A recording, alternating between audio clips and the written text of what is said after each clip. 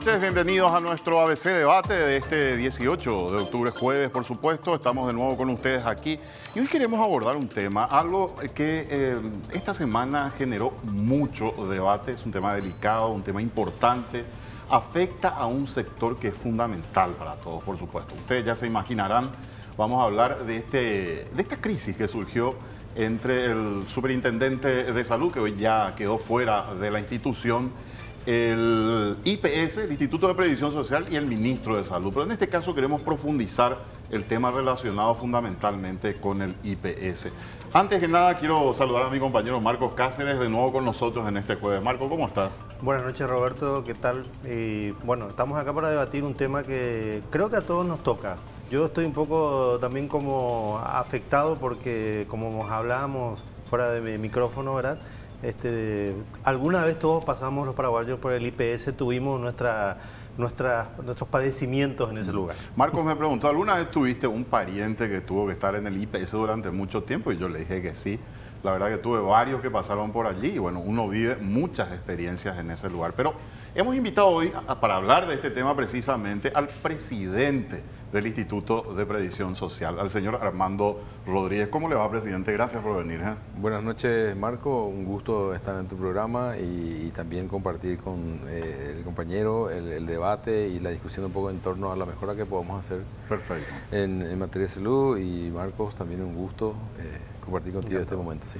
Bueno, presidente, yo quisiera arrancar con esta crisis que surge y consultarte lo siguiente. Jorge Rodas, por supuesto, hoy ya no es superintendente de salud, fue destituido porque ordenó, él dispuso la suspensión de esa parte de urgencia que estaba en un pasillo del Instituto de Previsión Social. Y quería consultarte, antes que nada, estabas, por supuesto, al tanto de la situación que se vivía en ese lugar, pero ¿fuiste consultado, presidente, con respecto a esta decisión o no? Bueno, nosotros tuvimos una primera reunión con el superintendente de salud, el doctor Jorge Rodas, con quien yo he charlado un par de veces de una manera absolutamente profesional, responsable, transparente. Eso tengo que yo señalar en aras de la buena relación, porque nunca hubo un conflicto entre nosotros, ¿verdad? Más aún que nos conocimos en puestos, diríamos, recién ocupados. Yo llego el 24 de agosto y creo que él unos días después nombrado superintendente de salud. Y la primera semana de octubre él llegó con su equipo de gente en el IPS con diríamos, dos problemáticas que se tocaron ese día en la mesa con la gerente de salud, con la dirección del área central, que estaba relacionado, uno, de la habilitación de los establecimientos de salud, ¿verdad?, que nosotros estamos haciendo de manera paulatina. Esta habilitación pasa por un proceso de registración tanto documentaria como también de inspección edilicia, y el segundo, el de la urgencia. Para contextualizar, sí. Me permitís, presidente, interrumpirte brevemente. Superintendencia de Salud, una institución que tiene como misión fundamental velar por el cumplimiento de las normas, sí, controlar el funcionamiento de las instituciones, tanto públicas como privadas. Y en este caso se le encomendó fundamentalmente la misión de un tema específico que era el Instituto de Previsión Social. Pero yo me gustaría, ustedes saben la historia, por supuesto, lo que pasó. El superintendente, el ministro le llamó y le dijo, no se procede de esta manera, le pidió la renuncia por WhatsApp, finalmente él dijo, no, yo no me voy, en todo caso que me destituyan. Y allí se desata este conflicto y, por supuesto, uno empieza a discutir qué es lo que está pasando en el IPS. La pregunta, quiero reiterar un poco, presidente, ¿le sorprendió esta medida o estaba al tanto de esta decisión? Bueno, la medida me sorprendió, pero ya tuvimos esta conversación, como te dije. El 1 de octubre él llega a mi oficina, a mi despacho, y me plantea la situación de emergencia, de la unidad de urgencia del Instituto de Previsión Social, y que hay que tomar medidas correctivas. Y hablamos de un plazo de 90 días en ese día, en esa hora, ¿verdad? ¿Eso en qué fecha, perdón, presidente? 1 de octubre, y el 3 de octubre se le envía una nota con el modelo de gestión que íbamos a implementar para las mejoras que íbamos a aplicar para la urgencia, y mediante una nota que ingresamos a la misma superintendencia de salud. Nosotros teníamos el plan, que no es porque el superintendente llegó ese día, sino que anterior, de una refacción, remodelación de un pabellón entero en el Instituto de Previsión Social, agregando 60 camas más de internación, para que justamente esa debilidad que tenemos en la sala de urgencia se vea paliada por el hecho de que íbamos a habilitar más camas que iba a permitir que las personas que llegan hasta la urgencia puedan ser evacuadas hacia la sala. ¿Hace cuánto tiempo, presidente, que estaba en esta situación el IPS, en lo que hace a urgencias y atención en pasillos del hospital? Ya lleva un tiempo. Nosotros nos encargamos, diríamos, esta administración, porque yo vengo ya con el doctor Benigno López de 2015 como gerente de desarrollo primero, ¿verdad? Y luego gerente de abastecimiento, y llego a la presidencia en agosto. Y nosotros nos hemos encargado de un proceso de remodelación y readecuación de 16 servicios en el Hospital Central desde el año 2016. ¿Sí? Hemos invertido 15 millones de dólares en 3 años para readecuar 16 servicios y todavía casi no se ve el resultado, porque son cerca de más de 30 servicios los que tiene el hospital dentro del... O sea, el 50% de los servicios entonces se ha remodelado, readecuado. Y este año ya teníamos diríamos, el propósito de agregar más camas de internación en clínica médica para que la urgencia pueda evacuar hacia ya sus pacientes. ¿Qué tuvimos que hacer primeramente? Mudar 30 consultorios que teníamos de psicología, nutrición y un programa a su riesgo que se encarga de toda la prevención de enfermedades cardiovasculares, y lo llevamos hasta Fernando de la Mora en un nuevo edificio que hemos recuperado porque estaba en alquiler, a la Dirección de Estadística y Censo, readecuado y reacondicionado para que reciba pacientes, y ahí nos permitió, Roberto, permíteme terminar esa idea, nos permitió que nosotros podamos entrar en el pabellón 3, y el trabajo empezó justamente la semana pasada ya para adecuar ese pabellón 3 para 60 camas más. ¿Por qué cree que lo hizo de esta manera? O sea, ¿cuál fue el...? Si hubo diálogo, si había un plan, digamos, a un determinado periodo, ¿por qué cree que lo hizo? ¿Lo hizo por populismo? Doctor, esta mañana inclusive Enrique Vargas Peña, que está con nosotros a la mañana en la primera mañana, decía que acá hay una intención aviesa de dejar mal al IPS, ¿verdad? De alguna manera lo vinculó al gobierno anterior y dijo que, bueno, el objetivo es dar la impresión de que hay desorden, de que no hay decisiones, de que, bueno, están mal las cosas. ¿Ustedes pensaron en eso? ¿Realmente es así, cree usted? No, yo no en ningún momento pensé de esa manera, que lo hizo a propósito de dejarnos mal, que hizo con una intención política. En ningún momento pensé. Sí, yo creo que me pareció apresurada la decisión tomada, porque el superintendente señala de que él se fue a buscarme en mi oficina el martes para comunicarme, pero la resolución ya estaba tomada. Ya tenía la resolución en su mano para ir a pegar por una de las puertas de la urgencia.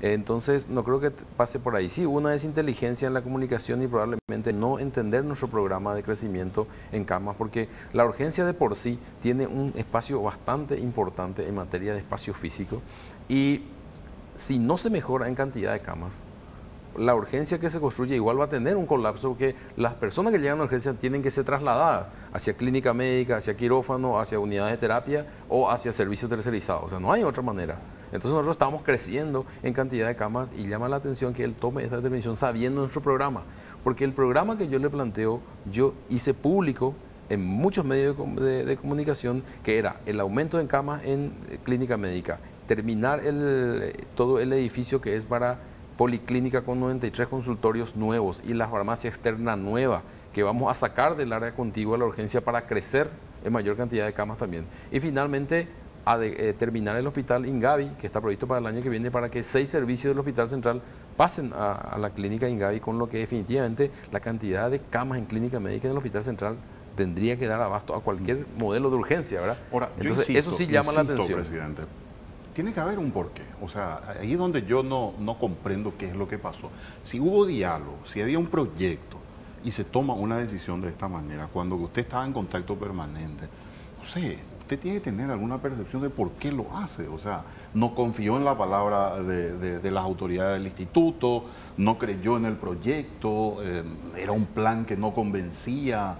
Digo yo, más allá de lo político incluso, porque yo no descartaría la cuestión política tampoco. Claro, usted, doctor, dice que no quiere pensar mal, pero al decir que no hay una motivación de que, como dice Roberto, hay diálogo, ¿no da para pensar mal? ¿O no? Bueno, ocurre que esto yo hablo como vivo, ¿verdad? Yo no busco tanto los problemas hacia atrás, sino que busco solucionar hacia adelante todas las dificultades que se plantea. Entonces, para mí, sinceramente les digo, no, en términos prácticos y en términos personales, no representa un obstáculo, un incentivo muy fuerte el que me dio el superintendente, porque cualquier programa, fíjense lo que le digo, cualquier programa de compra o de remodelación y construcción, yo puedo hacerlo por una vía excepcional en este momento y contratarle a Roberto que me construya un nuevo pabellón por la urgencia que declaró la superintendencia, ¿me entienden? Abogado del diablo, me deja en mejor posición a mí en términos voy a ser de abogado del público. diablo, si me permite. Yo puedo pensar, bueno, ¿hace cuánto? Hace 2 meses empezó el gobierno. ¿Por qué no lo hizo hasta ahora? O usted me dice, estuvo desde el 2016, siendo una zona tan delicada, tan digamos, donde se ve muchas necesidades. Cuando uno llega y tiene la desesperación y necesita de la atención, yo después le voy a hacer escuchar un audio, presidente, de una persona que llamó a la radio y contó su experiencia en emergencia del IPS, pero yo digo, si hubo tiempo de hacerlo ya, ¿por qué nunca se hizo? Bueno, ahí sí yo asumo la responsabilidad profesional de que nosotros nos fuimos lo suficientemente inteligentes como para adelantarnos a este problema y que sea la urgencia uno de los primeros servicios a ser intervenidos. Ahí sí, estoy de acuerdo contigo, porque para hacer esta intervención de urgencia nosotros tuvimos que haber tomado ya la decisión de mudarle a estos consultorios de psicología, de nutrición y de su riesgo hace un año atrás, vamos a ser sinceros.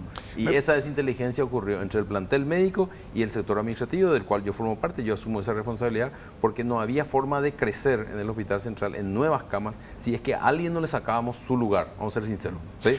Y tuvieron que acompañarnos, por suerte, la buena predisposición de los psicólogos y nutricionistas que dijeron, nosotros nos mudamos, presidente, si es que esto va a representar un alivio para la urgencia. Y eso lo logramos recién a principios de este año y luego se llamó una licitación para hacer la remodelación. Presidente, ¿me permite para escuchar un audio? Es una persona que llamó a ABC Cardinal, ni bien se conocía este conflicto que surgía con el ex superintendente de salud, a contar su experiencia en el caso de su madre, que fue llevada justamente a la zona de urgencias y fue atendida allí. Escuchen bien este audio que es muy interesante.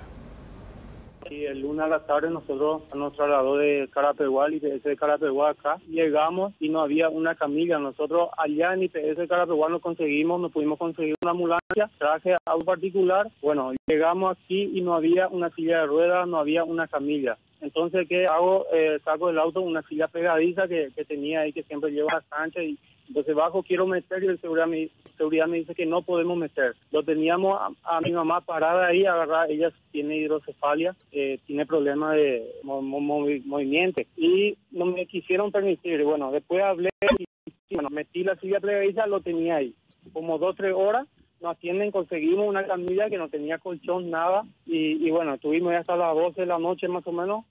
Recién ahí vino uno que le revisó, le atendió y bueno, se le hizo los estudios, pero hasta ahora no hay resultados, no tenemos novedad y seguimos ahí en el pasillo. Y ahí le tenemos que poner pañal, todo, ahí todo es, pero tenemos que así, para pasar, no sé, una enfermera, una licenciada que tiene que hacer un espacio chiquito así para que pase y la atienda al otro que está al lado, y así estamos. Hay todo tipo de pacientes, hay inclusive gente que tiene problemas con las piernas, que tiene todo cortado. Yo no sabría explicarle qué enfermedad deben tener esa gente, ¿verdad? Pero se ve que están vendados, le hacen la curación ahí, le traen un basurero ahí, le derraman, le hacen... Esto te juro que no, es muy difícil. Bueno, esto es lo que decía un oyente que llamaba ese Cardinal. Primero te pregunto, presidente, ¿esto es cierto? Así tal cual lo relata, ¿es una realidad que se da todos los días? Esa es una realidad que se da en los momentos de mayor, diríamos, mayor cantidad de gente en la urgencia. Llega aproximadamente 200 personas por día, ¿verdad? Esa urgencia tiene una capacidad de internación de cerca de 150 pacientes más o menos, ¿verdad?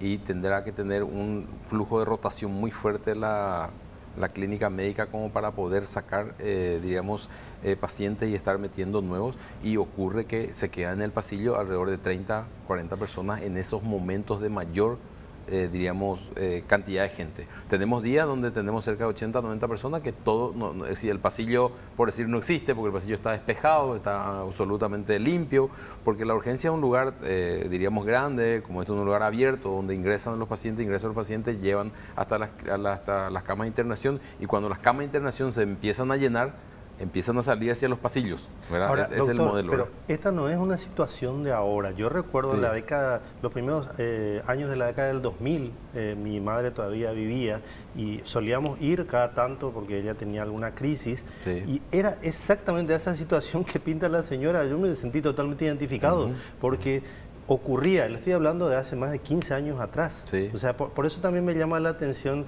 que parece que se descubre el problema ahora, y no es así, es una cuestión que viene de hace décadas. Marco, mi observación en ese sentido y el análisis es el siguiente. Efectivamente es una situación que ya se da años atrás. Y yo también soy consciente de que el solo aumento de nuevas camas de internación, mayor cantidad o más hospitales, no va a resolver el problema per se.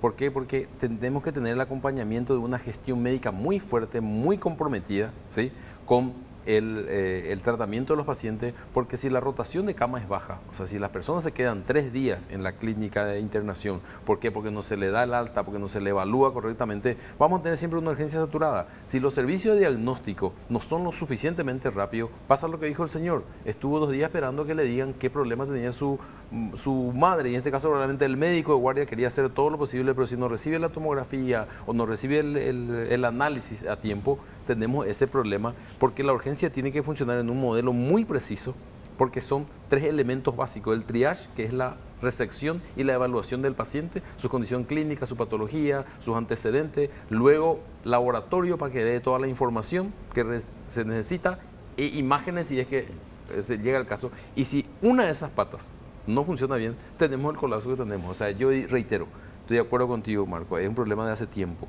y no vamos a resolverlo muy rápido si la gestión médica no es eficiente. Y muchas veces la gestión médica no es eficiente no por falta de conocimiento o porque la medicina en nuestro país no es, diríamos, la mejor. Probablemente tenemos los mejores médicos. Muchas veces el compromiso no es suficiente. Entonces, la persona que está en urgencia, diríamos, y el médico que lo trata, prefiere que siga en la urgencia porque ahí sabe que hay 24 horas de atención, ¿sí? Y estoy por salir yo de mi turno, estoy por rotar con otro médico, entonces no tomo la decisión, ¿verdad?, o sea, de derivarlo hacia una dificultad, clínica. Digamos, ¿Sí? en la dinámica. En el modelo de gestión y la dinámica. Modelo de gestión. Sí, señor. Yo después quiero hablar justamente de esto con el presidente del Instituto de Previsión Social, porque vamos a abordar también otros aspectos de esta entidad que es muy importante, que tiene miles y miles de asegurados. Pero vamos a hacer una pausa y enseguida estamos de nuevo aquí con el presidente del Instituto de Previsión Social.